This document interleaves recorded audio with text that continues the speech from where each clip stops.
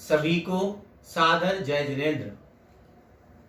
आज से श्री दिगंबर जैन श्रवण संस्कृति संस्थान सांगानेर जयपुर द्वारा आयोजित परम पूज्य मुनि पुंगव श्री सुधा सागर जी महाराज के मंगल आशीर्वाद से संचालित यह शिविर प्रारंभ हो रहा है। आप सबने द्रव्य संग्रह ग्रंथ पढ़ने की इच्छा प्रकट की है। हम द्रव्य संग्रह ग्रंथ का स्वाध्याय आज से प्रारंभ कर रहे हैं और इस द्रव्य संग्रह ग्रंथ का नाम सुनते ही एहसास हो जाता है कि इसमें जो जीवादि 6 द्रव्य हैं, इन द्रव्यों को हमें समझने का अवसर प्राप्त होगा। यदि आपसे पूछा जाए कि आपने द्रव्य संग्रह ग्रंथ ही क्यों चुना, क्योंकि बहुत ग्रंथ रखे गए थे शिविर के लिए, तो आपका उत्तर क्या होगा ये तो आप जानते होंगे। लेकिन एक स्थान पर ऐसा हुआ, मैंने शिविर में पहले दिन जब पूछा कि आपने द्रव्य संग्रह क्यों ज्वाइन किया, तो एक बच्चा ही था, उसका बहुत अच्छा उत्तर रहा था। वो बोला कि द्रव्य संग्रह, द्रव्य यानी पैसा, रुपया पैसा होता है।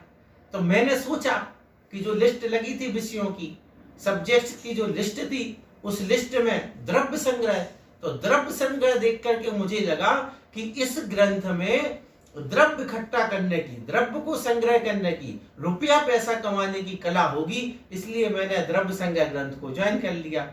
खैर, मुझे विश्वास है कि आपने ऐसा नहीं सोचा होगा, लेकिन यह द्रव्य संग्रह ग्रंथ है, ये अनूठा है, छोटा है लेकिन अनूठा है। और इस ग्रंथ को पढ़ने के बाद जो पूरी सृष्टि है वो सृष्टि समझ में आ जाएगी। क्यों? क्योंकि जो सृष्टि है वह 6 द्रव्यों के समूह से बनी हुई है। 6 द्रव्यों के अतिरिक्त और कुछ भी इस सृष्टि में नहीं है। इसलिए इस ग्रंथ को पढ़ने का मतलब होता है कि हम पूरी सृष्टि को समझ सकते हैं। दार्शनिक ग्रंथ भी है और धार्मिक ग्रंथ भी है, बहुत महत्वपूर्ण ग्रंथ है। इस ग्रंथ में 6 द्रव्यों का वर्णन किया जाएगा। 6 द्रव्य आप निश्चित रूप से पहले से ही जानते होंगे, जीव, पुद्गल, धर्म, अधर्म, आकाश और काल।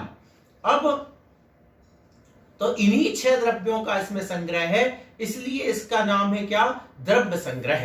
तो अपन देख लेते हैं इसको कि द्रव्य संग्रह। तो द्रव्य कौन से? जो अपने जीवादि 6 द्रव्य हैं, और संग्रह इनका मतलब कि इकट्ठा कर लेना, एकत्रित कर लेना एक साथ। तो एक साथ जहां पर 6 द्रव्यों को हम समझ सकेंगे, वह द्रव्य संग्रह नाम का ग्रंथ हो गया। इसके अब आ जाए अपन पहले नंबर पर, द्रव्य संग्रह देखा। फिर इसके बाद इसके रचयिता कौन है, लेखक कौन है? तो आचार्य नेमिचंद सिद्धांत देव।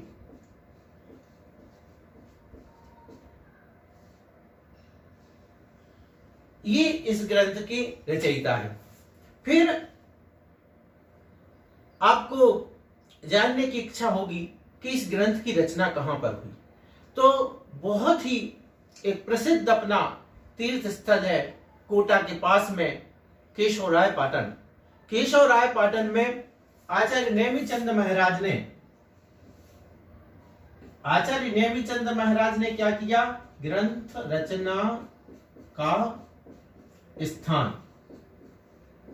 तो ये केशवरायपाटन जो कि कहां है? कोटा के पास में है, मुनि सुब्रतनाथ भगवान का तीर्थ क्षेत्र है। तो यहां पर इस ग्रंथ की रचना हुई।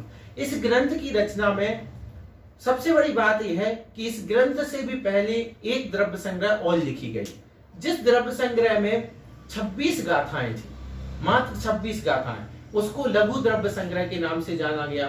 फिर इसके बाद इसी का विस्तार करते हुए आचार्य नेमिचंद सिद्धांत देव ने 58 गाथाओं का यह ग्रंथ लिखा जो हम पढ़ने जा रहे हैं।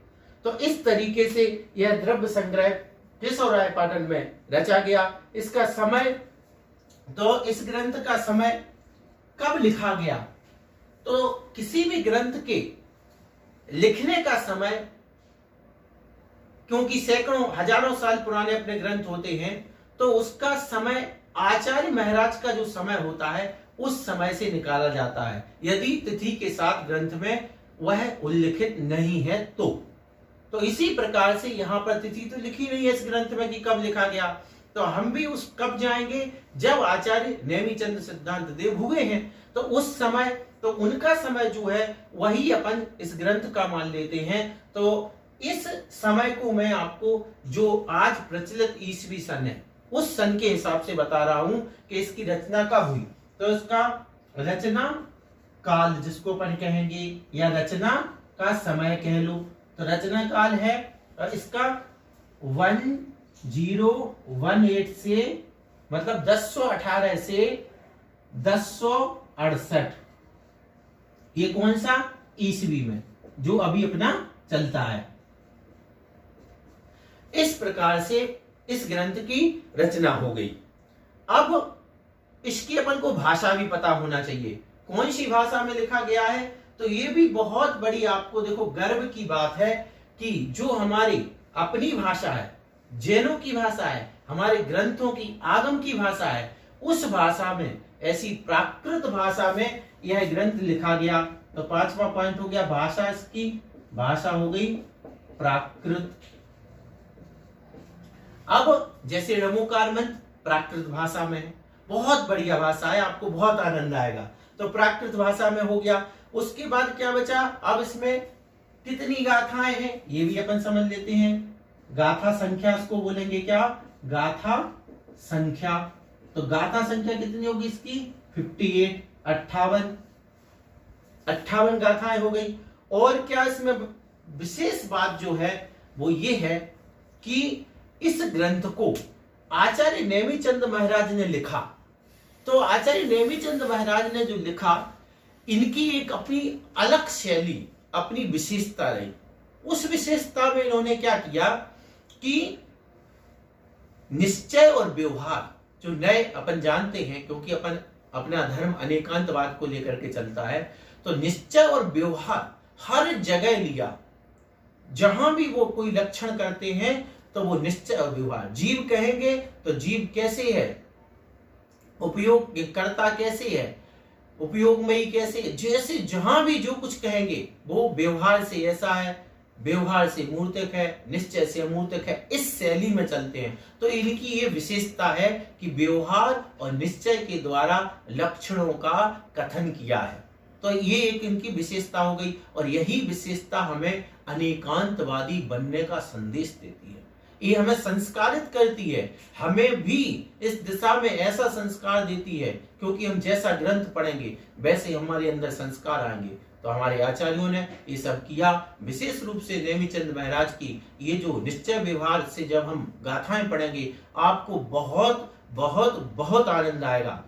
एक बात और, इस ग्रंथ की जो PDF आपको शेयर की गई है उसको जरूर खोलें, और उसमें जो हमारे शिक्षा गुरु पंडित, बड़े पंडित जी श्रीमान रतनलाल जी बेनाड़ा जी ने जो भूमिका लिखी है, उस भूमिका को एक बार अवश्य पढ़ें। उस भूमिका को पढ़ने से आपको इस ग्रंथ के प्रति बहुमान जगेगा। निश्चित रूप से 1-1.5 पेज की भूमिका है। हमारा निवेदन होगा आप सभी उस भूमिका को अवश्य पढ़ें। तो इस प्रकार से अभी हम इसको इतना ही संक्षेप में सिर्फ भूमिका के रूप में ले रहे हैं कि यह द्रव्य संग्रह, जिसमें जीवादि 6 द्रव्यों का वर्णन किया जाएगा, आचार्य नेमिचंद सिद्धांत देव द्वारा विरचित है, और इसमें 58 गाथाएं हैं, प्राकृत भाषा में लिखा है। इस ग्रंथ को पढ़ने से हम सृष्टि को समझ सकते हैं, पूरे संसार को समझ सकते हैं, क्योंकि जीवादि 6 द्रव्यों के अलावा इस संसार में कुछ भी नहीं है।